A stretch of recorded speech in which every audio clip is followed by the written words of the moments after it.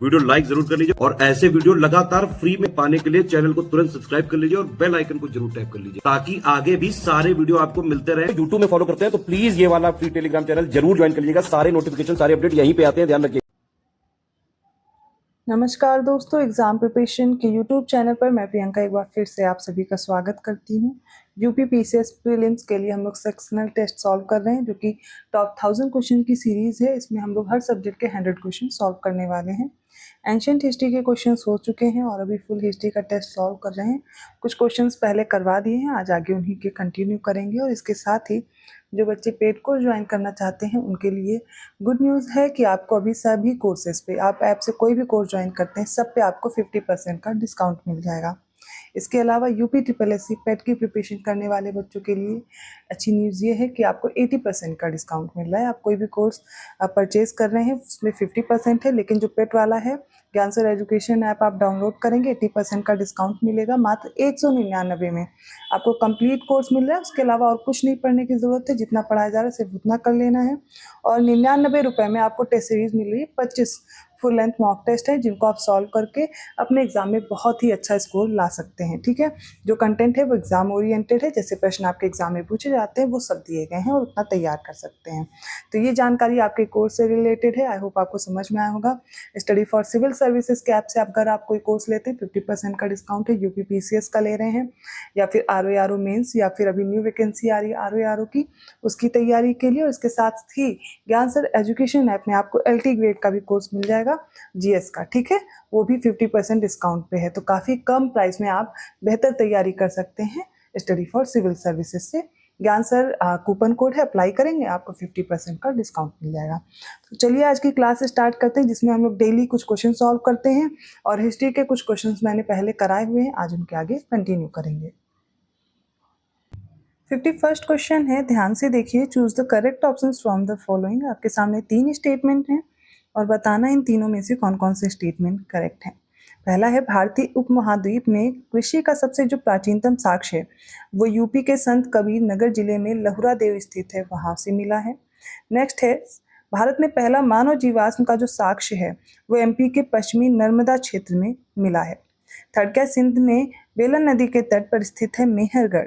भारतीय उपमहाद्वीप में खेती और पशुपालन के जो साक्ष्य हैं, वो पशुपालन का प्रमाण दिखाने वाला जो सबसे पुराना ज्ञात स्थल है वो कौन सा हो जाएगा, बेलन नदी के तट पर मेहरगढ़। ठीक है, तो ये आपके सामने कुछ स्टेटमेंट्स हैं, बताना है इनमें से कौन कौन से स्टेटमेंट करेक्ट हैं। ठीक है, तो इसमें देखिए सबसे पुराना जो कृषि का साक्ष्य है वो यूपी के संत कबीर नगर जिले में है, लहुरा देव वहां से मिला है, करेक्ट है। और जो मानव का पहला जीवाश्म है उसका साक्ष्य एमपी के नर्मदा क्षेत्र से मिला है। लेकिन ये जो दिया गया है बेलन नदी के तट पर, तो वो हो जाएगा मेहरगढ़ वाला, वो बलूचिस्तान में है ना कि सिंध में है। तो यहाँ पर पशुपालन का प्रमाण दिखाने वाला सबसे पुराना ज्ञात स्थल है, इसलिए पहला और दूसरा करेक्ट होगा, तीसरा गलत हो जाएगा। 52nd क्वेश्चन देखिए, निम्नलिखित में से सही विकल्प चुनिए। पहला है, मिहिर भोज भारत के गुर्जर प्रतिहार राजवंश के शासक थे और वे भगवान शिव के भी भक्त थे, इसलिए उन्हें आदि वाराह की उपाधि धारण की थी उन्होंने। तो देखिए इसमें ये पहला कथन बिल्कुल सही दिया गया है। सेकंड है, जयसिंह सिद्धराज ने गुजरात राज्य के खंभात में ध्वस्त मस्जिद के पुनर्निर्माण के लिए वित्तीय सहायता प्रदान की थी, ये भी करेक्ट हो जाएगा। फिर देखते हैं, महान जैन विद्वान हेमचंद्र कुमार पाल की राजसभा को अलंकृत किया करते थे, थर्ड भी करेक्ट है। एक मिनट आप फर्स्ट स्टेटमेंट फिर से देखिए। मिहिर भोज भारत के गुर्जर प्रतिहार राजवंश के शासक थे, बिल्कुल करेक्ट है। और वे भगवान विष्णु के उपासक थे, उनके भक्त थे ना कि शिव के, इसीलिए उन्होंने आदि वराह की उपाधि ली थी, इसलिए पहला गलत है। ठीक है, पढ़ने में मिस्टेक हो गया, यहाँ पर शिव नहीं विष्णु होना चाहिए थे। ठीक है, करेक्ट कर लीजिएगा। फोर्थ है, गुर्जर प्रतिहार राजवंश की स्थापना नागभट्ट ने की थी, ये भी करेक्ट है। तो फिर से एक बार देख लीजिए, मिहिर भोज गुर्जर प्रतिहार राजवंश के शासक थे, इन्होंने आदि वराह की उपाधि ली थी क्योंकि ये भगवान विष्णु के भक्त भी थे। और अगले जो तीनों स्टेटमेंट हैं वो करेक्ट है। ठीक है, राइट आंसर यहाँ पर सेकंड, थर्ड और फोर्थ ऑप्शन सी में दिया गया है, ये करेक्ट हो जाएगा। 53rd क्वेश्चन है, निम्नलिखित में से सही विकल्प चुनें। तीनों स्टेटमेंट ध्यान से देखिए। पहला है, 1805 में भरतपुर की लड़ाई मराठा साम्राज्य और ब्रिटिश ईस्ट इंडिया कंपनी के बीच लड़ी गई थी। सेकंड है, 1747 में नादिर शाह की हत्या कर दिए जाने के बाद अहमद शाह अब्दाली कंधार का स्वतंत्र शासक बन गया था। और थर्ड है, दिल्ली सल्तनत में सबसे बड़ा साम्राज्य फिरोज शाह तुगलक का था। बताना है कौन से स्टेटमेंट करेक्ट है। तो भरतपुर की लड़ाई के संबंध में कथन सही है, 1805 में हुई थी, ईस्ट इंडिया कंपनी और मराठा साम्राज्य के बीच हुआ था। नादिर शाह की हत्या होने के बाद अहमद शाह अब्दाली कंधार का स्वतंत्र शासक बन गया था 1747 में। दिल्ली सल्तनत का सबसे बड़ा जो साम्राज्य था वो मोहम्मद बिन तुगलक का था, ना कि फिरोज शाह तुगलक का था। मोहम्मद बिन तुगलक का जो साम्राज्य था कुल 23 प्रांत में विभाजित था, याद रखिएगा, कुल 23 प्रांतों में विभाजित था। ठीक है, तो ये प्रोविंसेस कितने थे? 23 थे। इंग्लिश वाले भी देख लीजिएगा।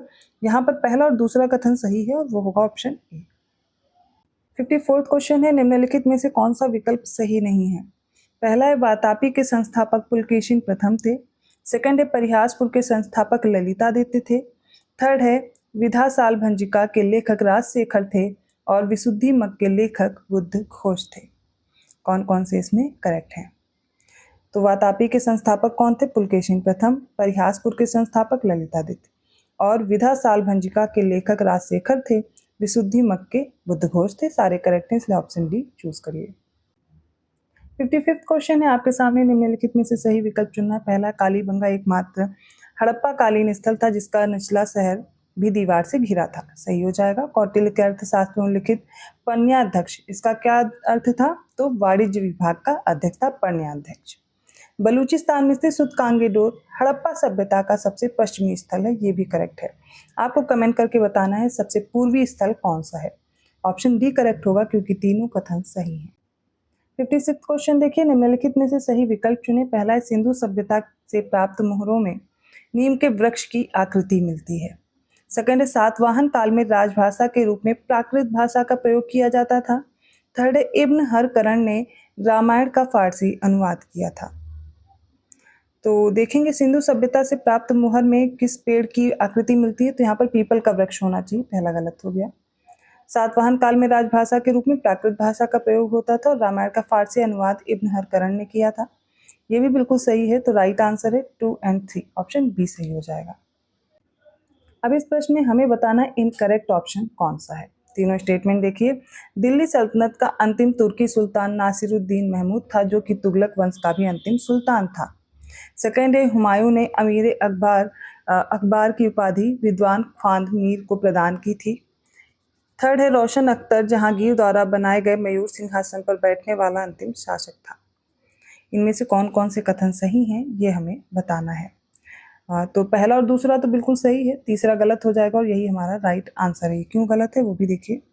तो मोहम्मद शाह या रोशन अख्तर ये शाहजहां द्वारा बनवाया गया था मयूर सिंहासन जिस पर बैठने वाला अंतिम शासक था। ठीक है, इससे नादिर शाह ले जाता है। तो यहाँ पर जो जहांगीर दिया था वो गलत है, ये शाहजहां ने बनवाया था।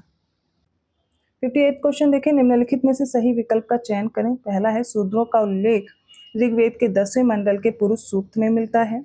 सेकंड है वर्ण शब्द का सर्वप्रथम उल्लेख ऋग्वेद में किया गया है। थर्ड है जैन धर्म के 12 अंगों का संकलन द्वितीय जैन सभा में किया गया था। फोर्थ है भारत को सबसे पहले पाणिनि के अष्टाध्यायी में एक प्रदेश के रूप में वर्णित किया गया था। इनमें से बताएंगे कौन से जो स्टेटमेंट है वो करेक्ट है। ठीक है, तो पहला करेक्ट हो जाएगा, शूद्रों का उल्लेख ऋग्वेद के 10वें मंडल में मिलता है जो कि पुरुष सूक्त है। वर्ण शब्द का सबसे पहले प्रयोग भी ऋग्वेद में होता है। जैन धर्म के 12 अंकों का जो संकलन है वो प्रथम जैन सभा द्वारा किया गया था, ना कि द्वितीय, तो तीसरा गलत हो गया। भारत को सबसे पहले पाणिनि के अष्टाध्यायी में एक प्रदेश के रूप में वर्णित किया गया था, ये भी करेक्ट है। First, second and fourth option B में दिया गया है। 59th क्वेश्चन है और इसमें देखिए निम्नलिखित में से सही विकल्प को चुनना है। ऑप्शन ए है उत्तर प्रदेश के प्रतापगढ़ जिले के सराय नाहर राय से ऐसी समाधि मिली है जिसमें 4 मानव कंकाल एक साथ दफनाए गए थे। बी है गुर्जरा लघु शिलालेख जिसमें अशोक के नाम का उल्लेख किया गया है, मध्य प्रदेश के खरगोन जिले में स्थित है। सी है प्राचीन भारत में ब्राह्मी लिपि दाईं से बाईं ओर लिखी जाती थी। और डी है इनमें से कोई नहीं। तो कोई एक सही है और वो है ऑप्शन ए। तो यूपी के प्रतापगढ़ जिले में सराय नाहर राय से ऐसी समाधि मिली जहाँ पर 4 मानव कंकाल एक साथ दफनाए गए हैं। फिर है गुर्जुला लघु शिलालेख, अशोक के नाम का उल्लेख इसमें किया गया और ये मध्य प्रदेश के दतिया में है, ना कि खरगोन में है। और प्राचीन भारत में खरोष्ठी लिपि जो थी वो दाईं से बाईं ओर लिखी जाती थी, ना कि ब्राह्मी। तो पहला उत्तर हो जाएगा। अगला प्रश्न देखते हैं, निम्नलिखित में से कौन सा विकल्प सही है। पहला स्टेटमेंट है लाहौर के निकट मौर्य साम्राज्य के उत्तर पश्चिम भाग में खोजे गए अशोक के शिलालेख खरोष्ठी लिपि में पाए गए हैं। सेकंड है चंद्रगुप्त मौर्य ने 305 ईसा पूर्व में सेल्यूकस को पराजित किया था। और भारत के 16 प्राचीन महाजनपदों में से कुल 8 महाजनपद वर्तमान उत्तर प्रदेश में स्थित हैं। फोर्थ है बिंबिसार ने सभी भिक्षुओं के लिए तर्पण निःशुल्क कर दिया था। बताना है इनमें से कौन कौन से स्टेटमेंट करेक्ट हैं। तो देखते हैं, जो ये उत्तर पश्चिम भाग में खोजा गया था अशोक का शिलालेख जो कि खरोष्ठी लिपि में है, वो पेशावर के निकट था, ठीक है, ना कि लाहौर के निकट। तो पहला तो गलत हो गया। बाकी देखते हैं दूसरा, तीसरा और चौथा सारे स्टेटमेंट करेक्ट हैं। राइट आंसर ऑप्शन सी हो जाएगा। तो आज के ये इंपॉर्टेंट क्वेश्चन थे। आई होप आपको समझ में आए होंगे। कहीं भी डाउट लगे आप कमेंट करके पूछ सकते हैं। ये क्वेश्चंस आपके यूपी पीसीएस प्रीलिम्स एग्जाम के लिए बहुत ही महत्वपूर्ण है। रेगुलर आप इन क्वेश्चंस को कर रहे हैं, धीरे धीरे आपके एग्जाम तक बहुत से क्वेश्चंस आप मेरे साथ सॉल्व कर चुके होंगे। और फिर फुल लेंथ मॉक टेस्ट जैसे हम लोगों ने पिछली बार किए थे, 25 सेट्स मैंने करवाए थे full length mock test UP PCS prelims के लिए। तो अगर आप लोग एग्री होंगे तो मैं फिर से फुल लेंथ मॉक टेस्ट के वीडियो आपको प्रोवाइड कर दूंगी, पढ़ा दूंगी, जिससे कि आप वो एग्जाम से पहले कुछ सेट आप सॉल्व करके जाएंगे तो आपका जो कॉन्फिडेंस है और बढ़ जाएगा। ठीक है, तो कोशिश क्या करनी है, जो आप पढ़ रहे हैं उसको अच्छे से रिवाइज कीजिए। पेड कोर्स के लिए मैंने आज जानकारी दी है कि आपको कैसे तैयारी करनी है। और अगर आप पेड कोर्स में इंटरेस्टेड हैं तो डिस्क्रिप्शन बॉक्स में नंबर भी है, या फिर आप स्टडी फॉर सिविल सर्विसेज का ऐप डाउनलोड करके भी अपनी प्रिपरेशन शुरू कर सकते हैं। 60 दिन का समय है। प्रीलिम्स क्वालिफाई करने के लिए आपके पास ठीक ठाक समय है। अच्छे से तैयारी कीजिए, उन्हीं सब्जेक्ट को आप चूज़ कीजिए जहाँ से आपको ज़्यादा से ज़्यादा मार्क्स होते हैं और उसके बाद उनका रिवीजन बस करना शुरू कीजिए। ठीक है, PYQ ज़रूर एनालाइज कर लीजिएगा और उसी के अकॉर्डिंग आपसे प्रश्न पूछे जाएंगे। आज कृष्ण जन्माष्टमी की आप सभी को ढेर सारी शुभकामनाएं। और कल भी आपका 15 अगस्त था, उसके लिए मैंने आपको विश किया था, आप सभी लोगों ने मुझे भी विश किया। और आज का त्यौहार भी आप अच्छे से मनाइए और ऐसे ही तैयारी भी साथ में करते रहिए, अपनी पढ़ाई भी कंटिन्यू करते रहिए। जिन बच्चों ने अभी तक चैनल को सब्सक्राइब नहीं किया है प्लीज़ कर लीजिए और लोगों को शेयर भी कीजिए, जिससे ज़्यादा से ज़्यादा लोगों को इस चैनल से हेल्प मिल सके। अगर और कोई सब्जेक्ट है जिसमें आपको लग रहा है दिक्कत हो रही है और आपको तैयारी की ज़रूरत है या कोई टॉपिक रह गया, वो आप कमेंट करके बता सकते हैं, मैं उसे कंप्लीट करा दूँगी। मैं मिलती हूँ ऐसे क्वेश्चंस के साथ अगली क्लास में, तब तक के लिए धन्यवाद।